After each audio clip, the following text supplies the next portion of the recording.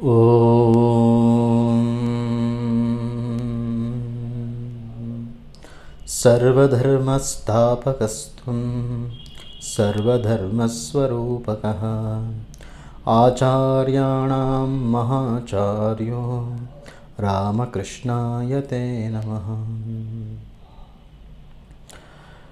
ಎಲ್ಲರಿಗೂ ನಮಸ್ಕಾರ. ಸುಮಾರು 27 ತರಗತಿಗಳಲ್ಲಿ ನಾವು ವಿವೇಕಾನಂದರ ಬೋಧನೆಗಳನ್ನು ತಗೊಂಡು ಅಧ್ಯಯನ ಮಾಡಿದ್ವಿ. ನಾವು ಇದಕ್ಕೆ ಆಯ್ಕೆ ಮಾಡಿರುವಂಥ ಪುಸ್ತಕ ಬಿ ಒನ್ ವಿತ್ ಗಾಡ್. ಇದರಲ್ಲಿ ಮೊದಲನೇ ಅಧ್ಯಾಯನ ಮುಗಿಸಿ ನಾವು 2ನೇ ಅಧ್ಯಾಯಕ್ಕೆ ಕಾಲಿಟ್ಟಿದ್ವಿ. ನಾವು ಇದರಲ್ಲಿ 2 ವಿಷಯಗಳನ್ನು ತಗೊಂಡಿದ್ದೀವಿ ಇಲ್ಲಿ ತನಕ. ಮೊದಲನೇದಾಗಿ ಭವಿಷ್ಯವನ್ನು ನಾವು ಯಾವ ರೀತಿ ನಾವು ರೂಪಿಸ್ಕೋಬೇಕು ಅಂತ ಹೇಳಿ, ಅದಕ್ಕೆ ಸಂಬಂಧಪಟ್ಟ ಹಾಗೆ ವಿವೇಕಾನಂದರು ನಮಗೆ ಕೊಟ್ಟಿರುವಂಥ ಗೈಡೆನ್ಸ್ಗಳನ್ನು ನಾವು ನೋಡಿದ್ವಿ. ಈಗ 2ನೇ ಅಧ್ಯಾಯಕ್ಕೆ ನಾವು ಕಾಲಿಟ್ಟು ಇದರಲ್ಲಿ 24 ಅಂಶಗಳನ್ನು ಕವರ್ ಮಾಡಿದ್ದೀವಿ. ಇದರಲ್ಲಿ ಹೋರಾಟ ಮತ್ತು ಭರವಸೆ, ನಾವು ಹೇಗೆ ಈ ಜೀವನ ಸಂಗ್ರಾಮದಲ್ಲಿ ಹೋಗಬೇಕಾದಾಗ ಬರುವಂಥ ಕಷ್ಟಗಳನ್ನು ಎದುರಿಸಬೇಕು, ಮತ್ತು ನಮ್ಮಲ್ಲೇ ಬರುವಂಥ ಸಾಕಷ್ಟು ಕನ್ಫ್ಯೂಷನ್ಸ್ ಆಗ್ಬೋದು, ಮತ್ತು ನಮಗೆ ಉಂಟಾಗೋ ಪರಿಸ್ಥಿತಿಗಳು ಇಷ್ಟೊಂದು ಸಲ ಕಣ್ಣಿಗೆ ಏನು ಕಾಣಿಸ್ತಾ ಇರೋ ಥರ ಆಗಿಬಿಡುತ್ತೆ, ದಿಗಿಲಾಗುತ್ತೆ, ಅಂಧಕಾರ ಅಂತ ಅನಿಸುತ್ತೆ, ಆ ಕಡೆ ಈ ಕಡೆ ಅಲ್ಲಾಡೋಕ್ಕೂ ಆಗೋದಿಲ್ಲ ಅಂತ ಒಂದು ಕಷ್ಟಕರವಾದ ಸನ್ನಿವೇಶಗಳು ಬರುತ್ತೆ. ಈ ಥರ ಎಲ್ಲ ಆದಾಗ ನಾವು ಹೇಗೆ ಅದನ್ನು ಫೇಸ್ ಮಾಡಬೇಕು ಅನ್ನೋದನ್ನು ವಿವೇಕಾನಂದರು ನಮಗೆ ಏನು ಹೇಳಿದ್ದಾರೆ ಅಂಥ ವಿಷಯದ ಬಗ್ಗೆ ಅದನ್ನು ನಾವು ಈಗ ಅಧ್ಯಯನ ಮಾಡ್ತಾಯಿದ್ದೀವಿ. ಇದರಲ್ಲಿ ಸಾಕಷ್ಟು ಒಂದು ಪ್ರಾಮುಖ್ಯತೆಯನ್ನು, ನಮ್ಮ ಒಂದು ಚಾರಿತ್ರ್ಯ ನಿರ್ಮಾಣ, ಅದಕ್ಕೆ ಆಗುವಂಥ ಕಷ್ಟಗಳು, ನಾವು ಉತ್ತಮರಾಗಬೇಕು ಅಂತ ಹೊರಟಾಗ ನಾವು ನಮ್ಮ ಅಂತರಂಗದಲ್ಲಿ ಮತ್ತು ಬಾಹ್ಯವಾದ ಪರಿಸ್ಥಿತಿಗಳನ್ನು ಎದುರಿಸಿ ನಾವು ಹೋರಾಟ ಮಾಡಬೇಕಾದಾಗ ಅದೆಷ್ಟು ಕಷ್ಟ. ಏಕೆಂದರೆ ಈ ಒಂದು ಪುಸ್ತಕ ನಾವು ತೊಗೊಂಡಿರುವಂಥದ್ದೇ ಬಿ ಒನ್ ವಿತ್ ಗಾಡ್ ಅಂತ ಹೇಳಿ, ಅಂದರೆ ಪರಿಪೂರ್ಣರಾಗಿ ಅನ್ನೋ ಅರ್ಥ ಅದು. ಈ ಪರಿಪೂರ್ಣರಾಗಿ ಅಂತ ಹೇಳಿದಾಗ ನಮ್ಮ ಎಲ್ಲ ಒಂದು ನ್ಯೂನತೆಗಳನ್ನು, ದೌರ್ಬಲ್ಯಗಳನ್ನು ಮೀರಿ ಹೋಗುವಂಥದ್ದು. ನಾವು ಹೇಗೆ ಒಬ್ಬ ಪರಿಪೂರ್ಣ ವ್ಯಕ್ತಿ, ಭಗವಾನ್ ಬುದ್ಧ, ರಾಮಕೃಷ್ಣ ಪರಮಹಂಸರು ಅಂತೆಲ್ಲ ನಾವು ಅವರನ್ನು ನಮಸ್ಕಾರ ಮಾಡ್ತೀವಿ, ವರ್ಷಿಪ್ ಮಾಡ್ತೀವಿ, ಆರಾಧಿಸ್ತೀವಿ, ಅವ್ರನ್ನ ಆದರ್ಶ ಅಂತ ನಾವು ನೋಡ್ತೀವಿ. ಅವರು ಹೇಗೆ ಆ ರೀತಿ ಆದರೂ ನಾವು ಆ ರೀತಿ ಆಗಬೇಕು ಅಂತ ಹೊರಟಾಗ ನಾವು ಪಡೋವಂಥ ಕಷ್ಟಗಳನ್ನು ನಾವು ಹೇಗೆ ನಾವು ಅದನ್ನು ಎದುರಿಸಬೇಕು, ಹೇಗೆ ನಾವು ನಮ್ಮ ಆದರ್ಶವನ್ನು ಬಿಡಬಾರ್ದು, ಹೇಗೆ ಆಗಲೇ ನಮ್ಮಲ್ಲಿರುವಂಥ ಶಕ್ತಿನ ನಾವು ನೆನಪಿಸ್ಕೊಂಡು ಜಾಗೃತಗೊಳಿಸ್ಕೊಂಡು ಮುಂದೆ ಹೋಗಬೇಕು ಅಂಥ ವಿಚಾರಗಳನ್ನು ನಾವೀಗ ಅಧ್ಯಯನ ಮಾಡ್ತಾಯಿದ್ದೀವಿ. ಇದರಲ್ಲೀಗ ನಾನು 25ನೇ ಅಂಶವನ್ನು ತಗೊಳ್ತಾ ಇದ್ದೀನಿ 2ನೇ ಚಾಪ್ಟರಲ್ಲಿ. ಮೊದಲೇ ಹೇಳಿದಾಗ ಈ ಪುಸ್ತಕ ಬಿ ಒನ್ ವಿತ್ ಗಾಡ್ ಅಂತ ಹೇಳಿ, ಇದರಲ್ಲಿ 25ನೇ ಅಂಶ 2ನೇ ಅಧ್ಯಾಯದ್ದು.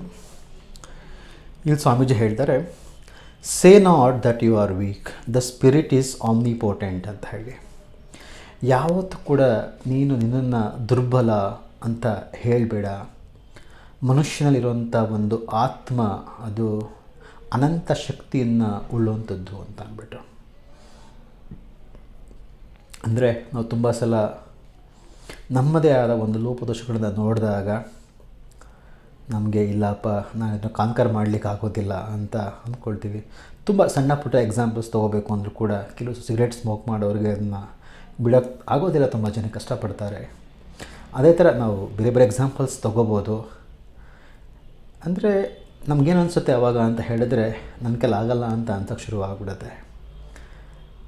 ಅಂದರೆ ಈ ಒಂದು ಸಾಧನೆ ಮಾಡಬೇಕು ಅಂತ ಹೊರಟಾಗ ಸಾಮಾನ್ಯವಾಗಿ ಬಾಹ್ಯ ಪರಿಸ್ಥಿತಿಗಳಿಂದ ಆಗುವಂಥ ಕಷ್ಟಕ್ಕಿಂತ ಹೆಚ್ಚಾಗಿ ನಮ್ಮನ್ನು ನಾವು ಗೆಲ್ಲಕ್ಕಾಗದಿರೋವಂಥದ್ದೇ ತುಂಬ ಕಷ್ಟ ಆಗುವಂಥದ್ದು.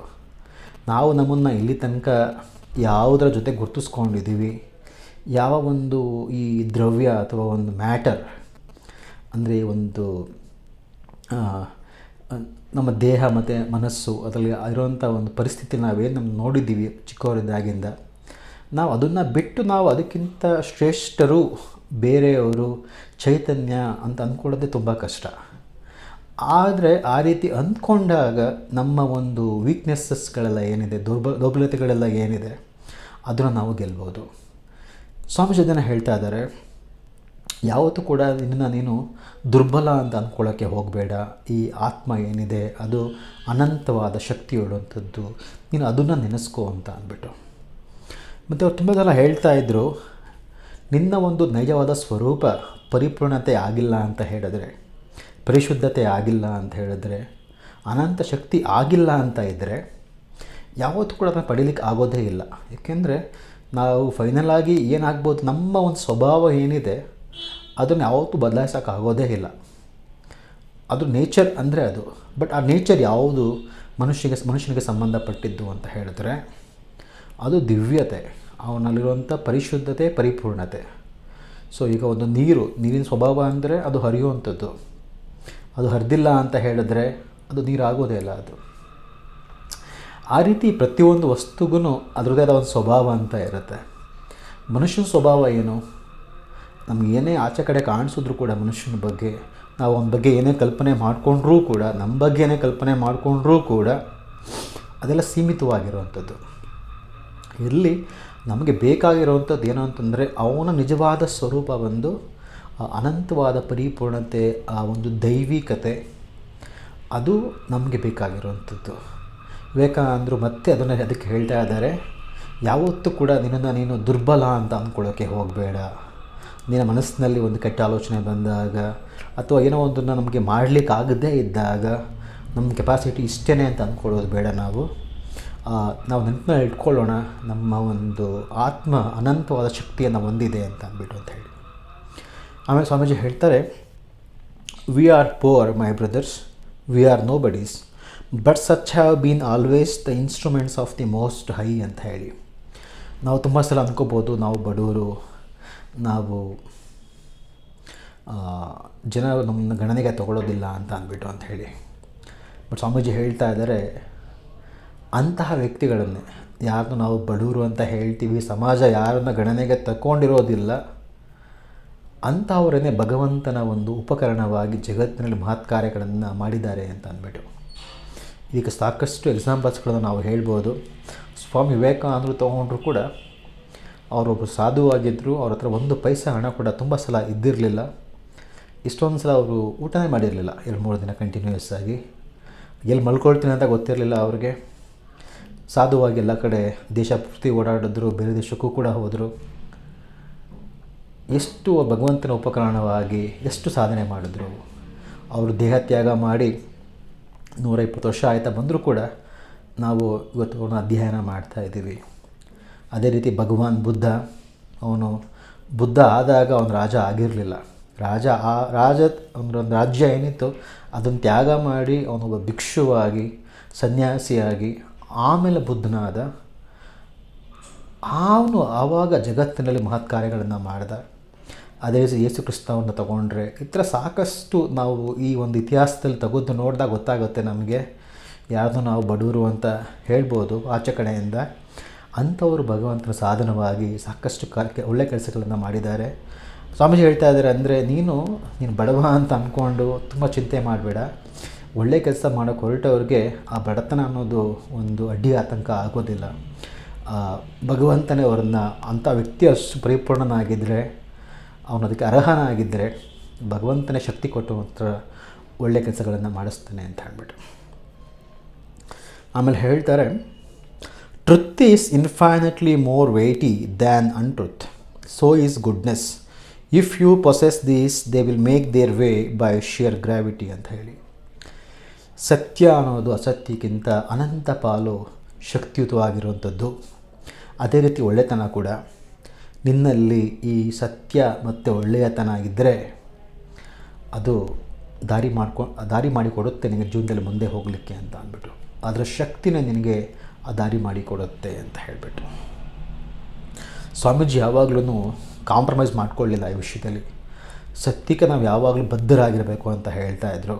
ಮತ್ತು ಒಳ್ಳೆಯತನ ನಾವು ಬಿಡಬಾರ್ದು ಅಂತ ಹೇಳ್ತಾಯಿದ್ರು. ಎಲ್ಲಿ ತನಕ ಈ ಸತ್ಯ ಮತ್ತು ಒಳ್ಳೆಯತನ ನಮ್ಮಲ್ಲಿರುತ್ತೋ ಅಲ್ಲಿ ತನಕ ಯಾರೂ ನಮ್ಮನ್ನು ತಡೀಲಿಕ್ಕೆ ಆಗೋದಿಲ್ಲ ಅಂತ ಹೇಳಿಬಿಟ್ಟು. ಆಮೇಲೆ ಹೇಳ್ತಾರೆ, one cannot serve the God of truth who leans upon somebody. Be still my soul, be alone, and the Lord is with you. Life is nothing, death is a delusion, all this is not, God alone is, fear not, my soul be alone ಅಂತ ಹೇಳಿ. ಸ್ವಾಮೀಜಿ ಹೇಳ್ತಾರೆ, ಯಾರು ಇನ್ನೊಬ್ಬರ ಮೇಲೆ ಅವಲಂಬಿತನಾಗಿದ್ದಾನೋ ಅವನು ಭಗವಂತ, ಯಾರು ಒಂದು ಸತ್ಯ ಸ್ವರೂಪವಾಗಿದ್ದಾನೋ ಆ ಭಗವಂತನ ಸೇವೆ ಮಾಡಲಿಕ್ಕೆ ಅವನ ಕೈಲಿ ಆಗೋದಿಲ್ಲ. ನೀನು ಸ್ಥಿರವಾಗಿರೋ ನನ್ನ ಆತ್ಮವೇ, ಒಬ್ಬನೇ ಇದ್ದರೂ ಪರವಾಗಿಲ್ಲ, ಭಗವಂತ ನನ್ನ ಜೊತೆಲಿದ್ದಾನೆ.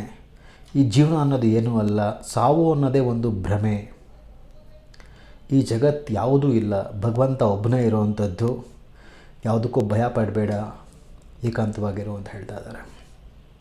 ಅಂದರೆ ನಾವು ಒಂದು ಕಲ್ಪನೆ ಮಾಡಿಕೊಂಡಾಗ ಒಬ್ಬ ವ್ಯಕ್ತಿ ಯಾರ ಮೇಲೂ ಅವಲಂಬಿತವಾಗಿಲ್ಲ ಅಂತ ನಾವು ಹೇಳಬೇಕು ಅಂತ ಹೇಳಿದ್ರೆ, ಸಾಮಾನ್ಯವಾಗಿ ಒಂದು ಈ ಜಗತ್ತಿಗೆ ಸಂಬಂಧಪಟ್ಟ ಈ ಹಣಕಾಸಿನ ವಿಚಾರದಲ್ಲಿ ನಾವು ಸ್ವಾವಲಂಬಿ ಅಂತ ಹೇಳ್ತೀವಿ. ಅದು ಕೂಡ ಖಂಡಿತವಾಗ್ಲೂ ಇರಬೇಕು. ಅದಕ್ಕಿಂತ ಒಂದು ಹೆಜ್ಜೆ ಮುಂದೆ ಹೋದಾಗ ಸ್ವಾಮೀಜಿ ಹೇಳ್ತಾ ಇರೋವಂಥದ್ದು, ಸ್ವಾವಲಂಬಿ ಅಂತ ಒಬ್ಬ ವ್ಯಕ್ತಿನ ನಾವು ಹೇಳಬೇಕು ಅಂತ ಹೇಳಿದ್ರೆ ಅವನು ಯಾವ ರೀತಿ ಇರಬೇಕು ಅಂತ ಹೇಳ್ತಾ ಇದ್ದಾರೆ. ಅಂದರೆ ಅವನು ಯಾವುದ್ರ ಮೇಲೂ ಅವಲಂಬಿತನಾಗಿಲ್ಲ, ಈ ಜೀವನನೂ ಕೂಡ ಅವನು ಕೇರ್ ಮಾಡೋದಿಲ್ಲ, ಸಾವು ಅನ್ನೋದೇ ಒಂದು ಭ್ರಮೆ, ಈ ಏನೂ ಇಲ್ಲ.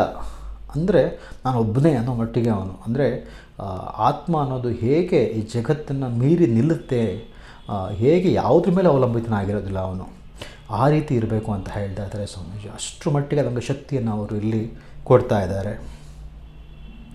ಆಮೇಲೆ ಹೇಳ್ತಾರೆ, so long as you have love for God and Guru and faith in truth, nothing can hurt you, my son, but the loss of any of these is dangerous ಅಂತ ಹೇಳಿ.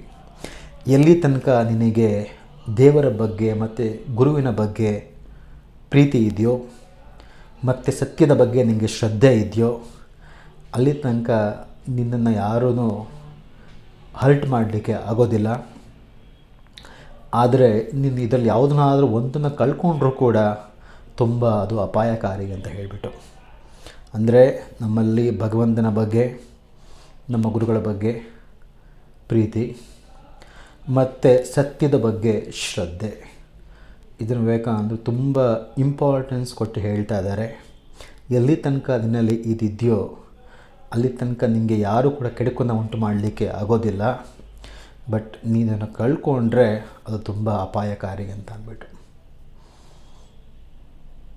ಆಮೇಲೆ ಹೇಳ್ತಾರೆ, take courage and work on, patience and study work, this is the only way, go on, remember patience and purity and courage and study work ಅಂತ ಹೇಳಿ ಹೇಳ್ತಾ ಇದ್ದಾರೆ.